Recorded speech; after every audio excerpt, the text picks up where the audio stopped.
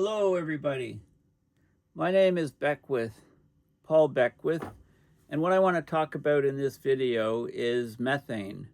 So I'm going to discuss basically a report that came out a while back, but fairly recently, by the Climate Crisis Advisory Group, CCAG, which is a group that Sir David King is heavily involved in. And to see an interview we've done, or I've been involved in doing with Sir David King. You can go to the Climate Emergency Forum website and just search for Sir David King. We've done, I believe, 2 interviews with them now for that channel. And the report that they wrote is called Methane, the Emergency Brake for Climate Heating.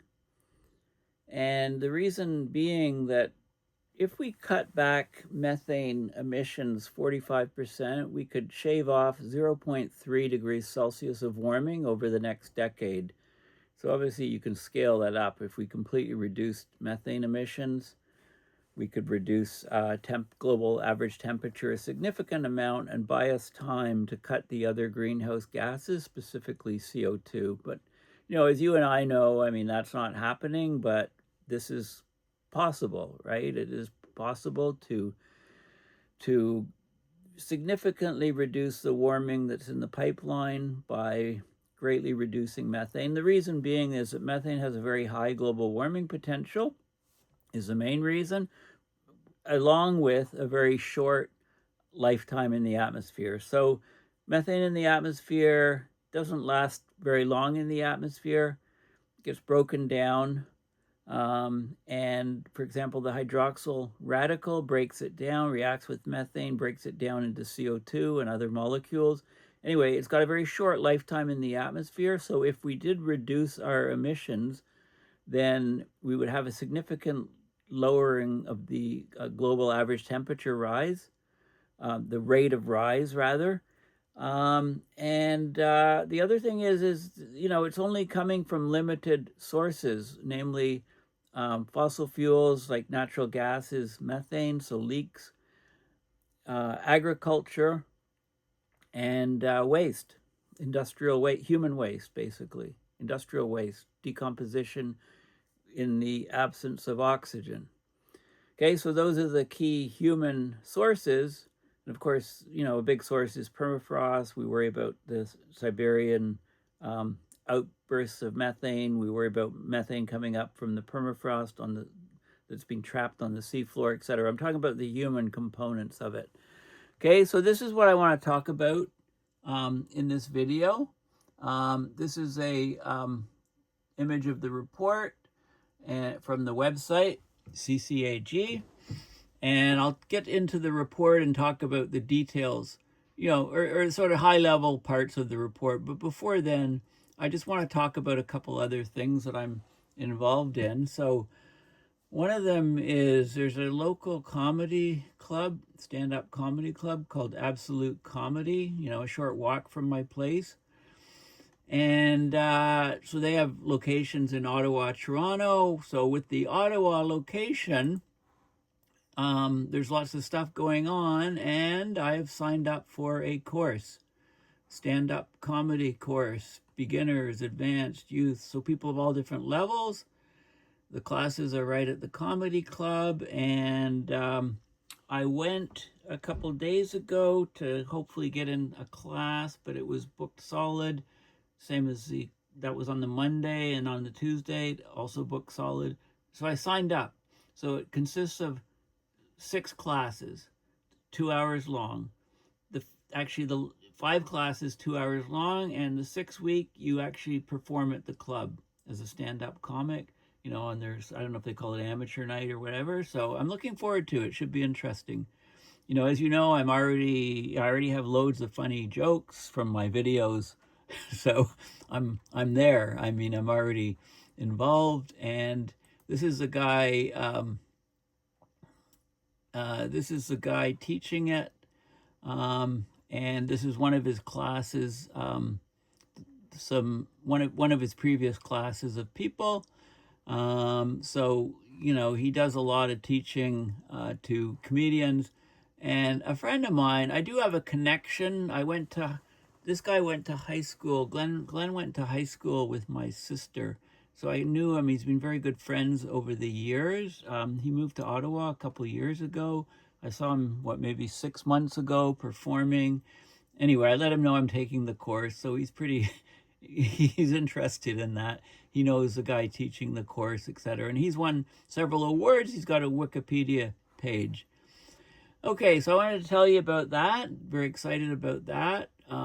Last video I mentioned some of my screenwriting work with Hollywood screenwriters to write some screenplays, hopefully end up going into movies and so on. Talked about that in one of my previous videos in the last one. What was it, the last one or next to last one? And the other thing is I want to just talk a little bit about my chess. So if you go to ChessBase and search for me, this is what you get. Best rating, latest rating, was high, dipped down. Haven't played too much in the last number of years. The Canadian Open chess tournament's coming to Ottawa this summer, so I may make a comeback. I like the statistics it gives. Strongest win, myself against Ron Lifshitz, 24-20. Strong master. Weakest loss, can ignore that one. But it gives all the different openings and my results. And this is a game I played against. I've lost to many strong players, okay? So Sambuev is probably one of Canada's top players. This is a game where I lost to him. And you can just play over all of the moves and so on. It gives lists of the tournaments and so on, different games. So there we are right there. You can actually play over the game and see how I lost to this grandmaster. I want to point out that I found this on the web. I played, the Zsuzsa Polgar movie on chess on Netflix is all the rage right now. I haven't seen it yet. Hopefully I'll watch it soon. There were 3 Polgar sisters. Judith is the youngest one, and that's what the movie's about. There is also a Netflix program on chess that was tailored after some of the top chess players. I think a 4-part series. Queen of the King's Game was that one, I believe it was called. Something like that. But a series on Netflix, and now there's a Zsuzsa Polgar. Now, Judith was the youngest sister. The oldest sister is Zsuzsa, Susan. And the second sister, I think, is Susan as well. Okay, so I played Zsuzsa Polgar. I love how AI puts it. A significant chess game between myself and Zsuzsa occurred in 1995, ended in a draw, just before Polgar became the women's world champion. The game is often highlighted in the context of Paul Beckwith's Chess Encountered and is likely indexed within large chess-based database records. So it is in ChessBase. You can play over the game. I actually showed you where it was already. So that was a draw in pre-World Championship match.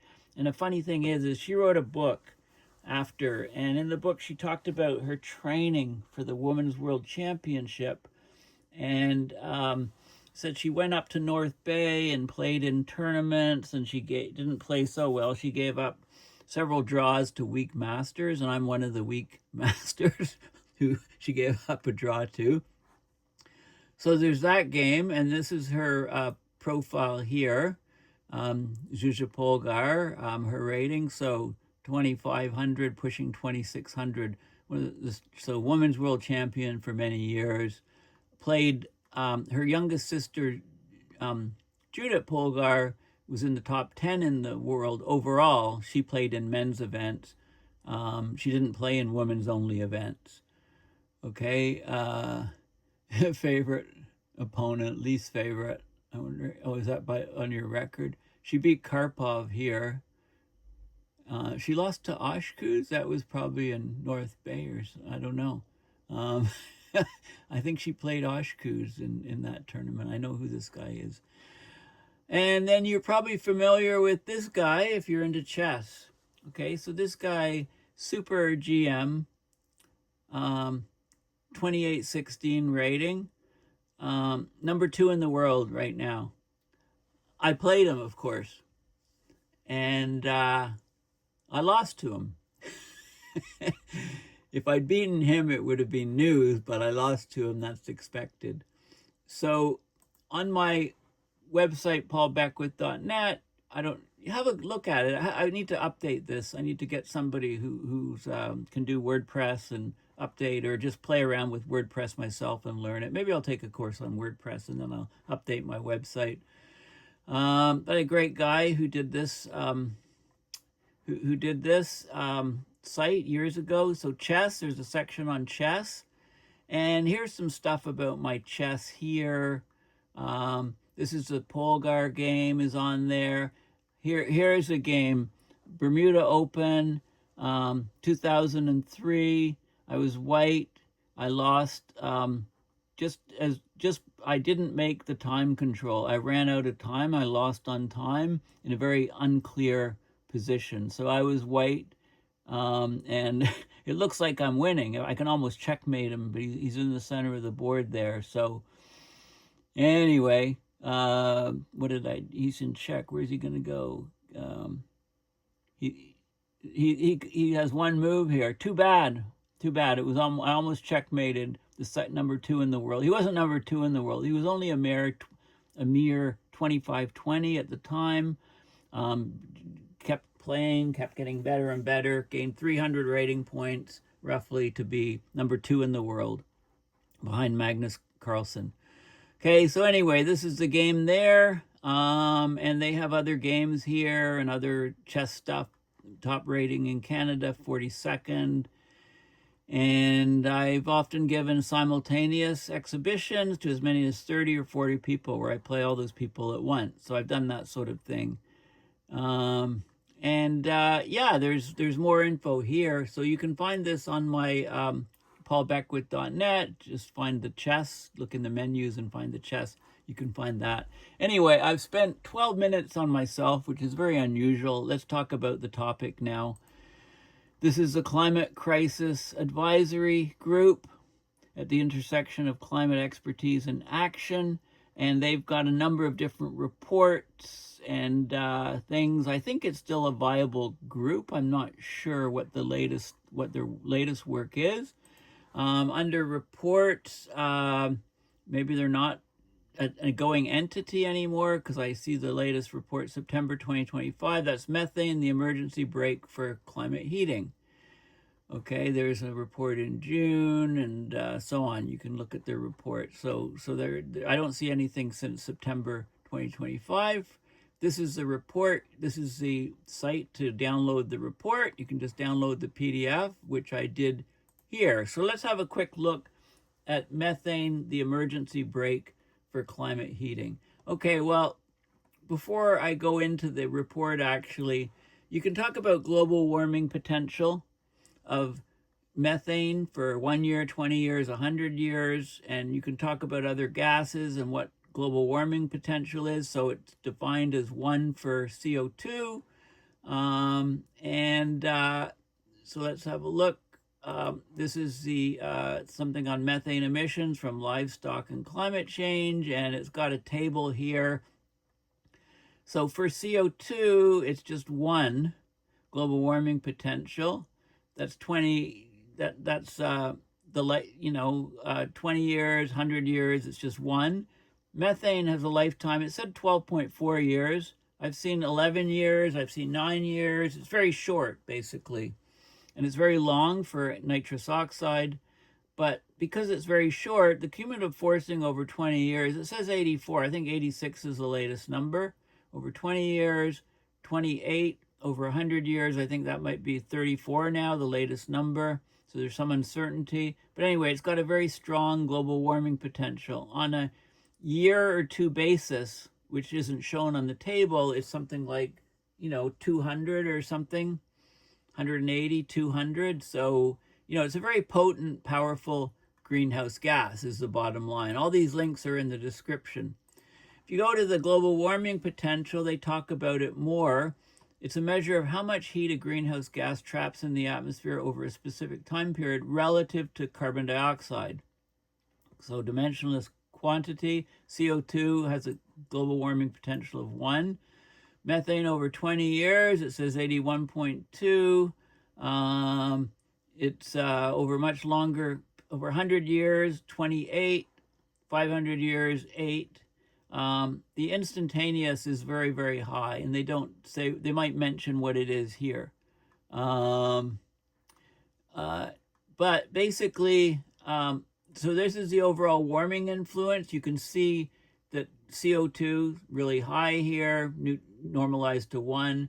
Methane is significant, right?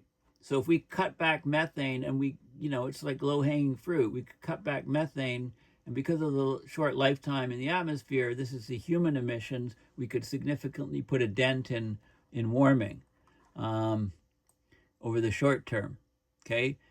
So here's a couple things. This is CO2, 20-year lifetime, 100-year lifetime, and then methane. You can compare some of the others. So look at some of the CFCs that took out the ozone, very high global warming potential. Like look at this, 10,800 for CFC 12 or R12. Sulfur SF6, sulfur hexafluoride, industrial gas, 17,500. And goes up to 23,500. It's a long-lived gas. That's after 100 years. Okay, and 500 years, like it gets more and more powerful, potent in the compared to CO2, because CO2 decays, and it's a very long-lived gas. Okay, so it's a very potent greenhouse gas. There's an article on the global methane budget and report status. So I just want to point you to this article, Global Methane Status Report 2025. This was just published in late November 2025, and I downloaded that. It's 150 pages, all about methane. But basically, some of the key things that are in this report are also in the article that I want to discuss here. Okay, so the key message I'm getting is that methane could be the emergency brake for climate heating. Okay, so they talk about, I like this little intro, stabilizing the climate before it's too late. Global institutions are under immense strain. Populism thrives, diplomacy is fraying, many governments are paralyzed by domestic upheaval. The turbulence on display at this year's UN General Assembly is emblematic of the political moment we're in, yet the science is uncompromising. From destabilizing ice loss in Antarctica to record-breaking global temperatures, we're already beyond safe climate boundaries. Overshoot's no longer a theoretical risk, it's today's reality. Okay, reducing CO2 emissions remains the defining challenge of our age. Without reaching net zero, the world has no viable future. That's without carbon removal, and that's without solar radiation management, which could cool the planet very quickly, as I've discussed numerous times. The three-legged bar stool. Slashing emissions, leg 1, removing carbon, that's methane, that's carbon dioxide from the atmosphere, that's leg 2 of the three-legged bar stool. Leg 3 is solar radiation management, aerosols in the upper atmosphere cooling the planet, or making the surface more reflective. There's a lot of different things that fit under solar radiation management. Active cooling of the planet so that we don't spiral off into oblivion. But action on CO2 alone is not enough. Methane's responsible for over a third of the warming the world has experienced to date. Molecule for molecule, it's over 80 times as powerful as CO2. So this is on a 20-year time scale.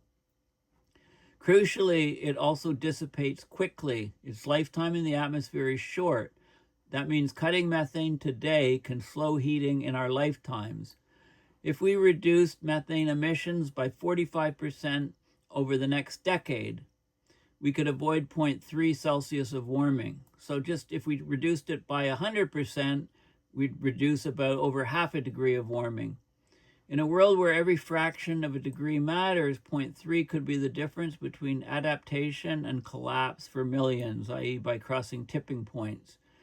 Okay, so it doesn't solve anything. It's part of a broader climate response. Here, right, we must reduce all greenhouse gases to net zero, remove the excess in the atmosphere, repair the systems tipping towards collapse, build resilience. But methane abatement, reducing methane emissions is the fastest and cheapest lever we have at the moment. Many abatement interventions to reduce methane are low cost and even profitable. Like if we capped all of the leaks in the natural gas fossil fuel system, right, that would greatly reduce methane going up. And if you look at fracking wells, for example, there's some that just leak tremendous amounts. And if we went to those ones, I mean, we can detect these things from satellite. If we went and prevented leaks in probably the worst 10 out of thousands of fracking sites, we could greatly reduce emissions of methane into the atmosphere.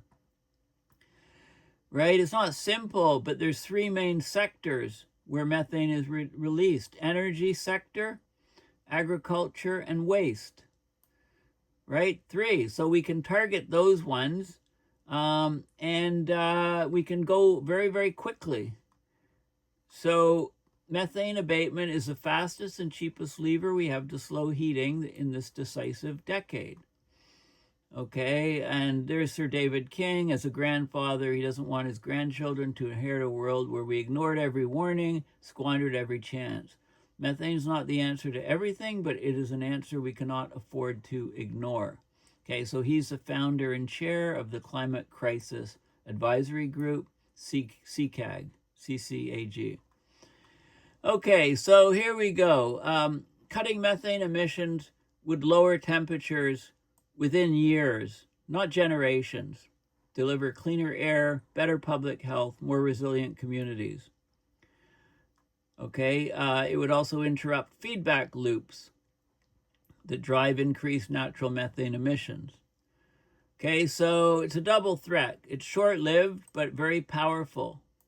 It's a key driver of ground-level ozone, toxic pollutant, and greenhouse gas that harms health, crops, and ecosystems. So when you get methane broken down, you can get ground-level ozone produced, which causes more problems. It's a critical lever. Methane's caused about 30% of global warming since the Industrial Revolution. It breaks down the atmosphere in about a decade, so cutting emissions delivers rapid benefits. Every reduction today slows temperature rise within years, not generations. And the human-driven sources dominate today's methane picture, but the natural emissions, around 40% of the annual total, come mainly from tropical wetlands. They're also climbing as the world is getting wetter there. Right, wetlands. You get anaerobic breakdown of plant materials, etc. That's anaerobic in the absence of oxygen because they're under the water in the wetland, and therefore you get methane produced. If it was aerobic breakdown in the presence of oxygen, then you get CO2 coming out of the wetland. Okay, so this is complementary to CO2. We have to cut CO2, but again, that takes longer, and the effects there's a lag between cutting it and the effects. With methane, it happens very, very quickly. Now, traditionally, we do bottom-up measurements of methane. That's looking at all the sources, but that underestimates leaks and accidents. So we have the capability now to do top-down satellite and aircraft atmospheric measurement, and then close the gap between the top-down and bottom-up to improve accounting of the methane budget. The methane intensity is a key benchmark. Okay, so this report goes into all of the, it's calling for a methane-specific strategy to cut methane in the energy, agriculture, and waste areas. And there's lots of information here. I'm not going to go into all of the details, but the short lifetime of methane means every cut today delivers a measurable cooling effect within years. right? There's an immediacy to it. It happens very quickly. So it makes methane reduction so powerful as an emergency brake on spiraling temperatures. And they compare, CO2 to methane reductions and so on, and they talk about quantifying the methane emissions, understanding the sources, so the bottom up and top down approaches, and closing the gap between both, because normally the so far the bottom up misses stuff. The top down captures it all, and it allows us to do more work and get better bottom up numbers, and then we know exactly where it's coming from. So it's mostly high emitting leaks and accidental releases of methane that are missed in the bottom up approach, but you can't get away with it when you see them in the top down approach.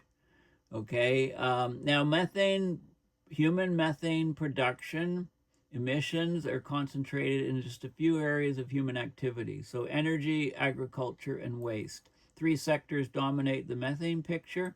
Those 3 together, and how much are we talking about?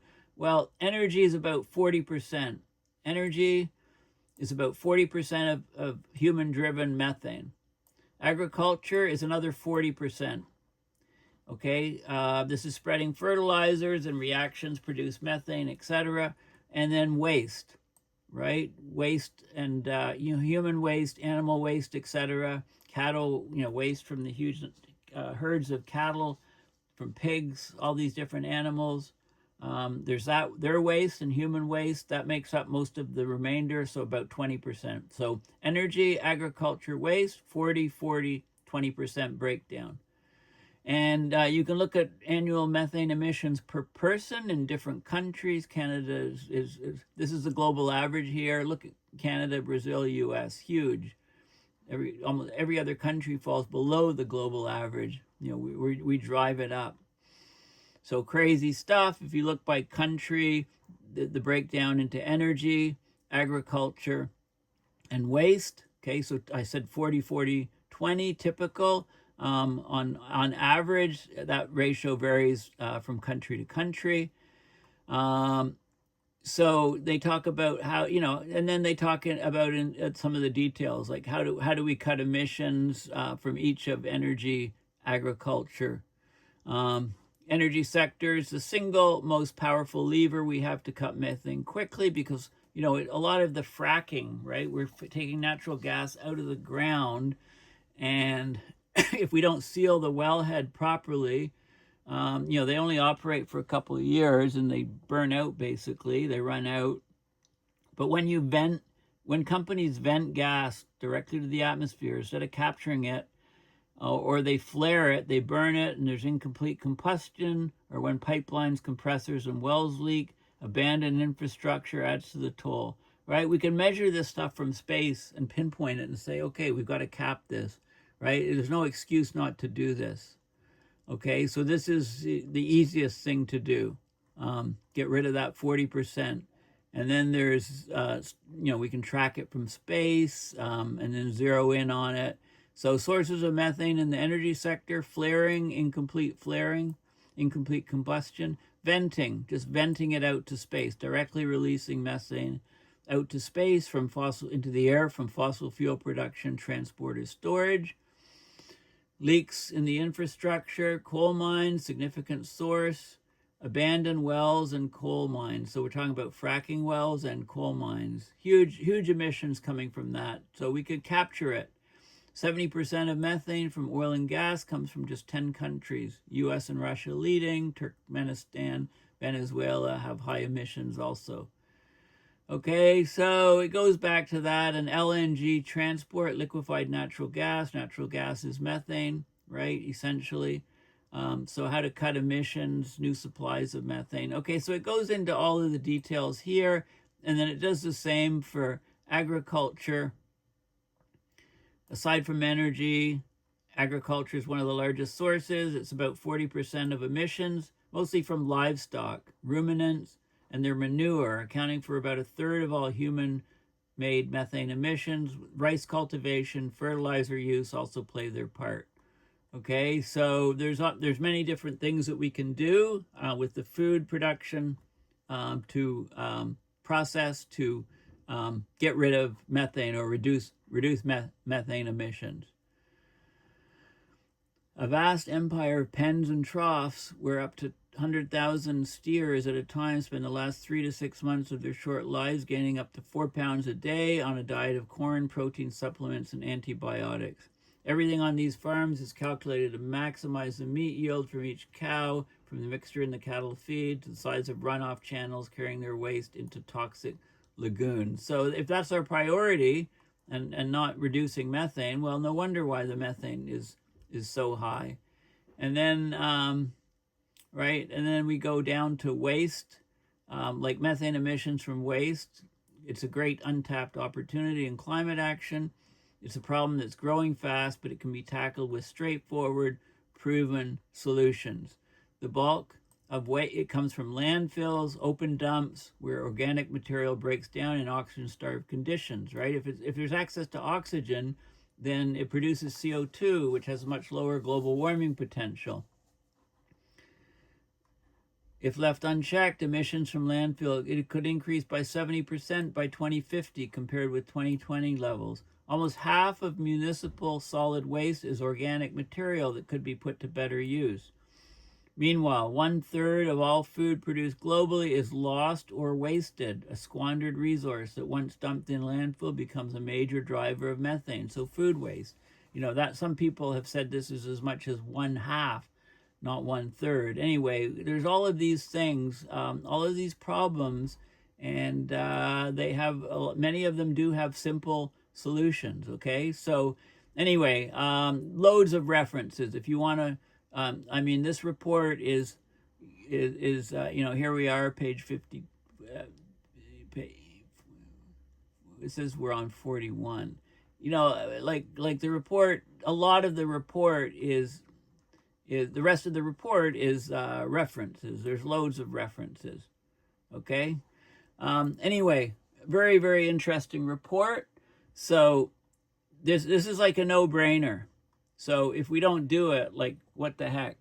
We don't care about climate change whatsoever, about destroying the planet if we don't do this stuff with methane. So it'd be interesting to follow it and get the most recent data on and see whether are we making any headway towards reducing human sourced methane.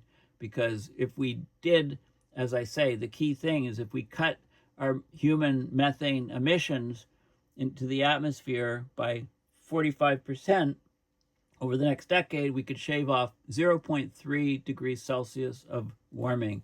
And you see very, very fast results from the cuts that you do. So this is like really, really important stuff, and it's a no-brainer to slash human-caused emissions of methane.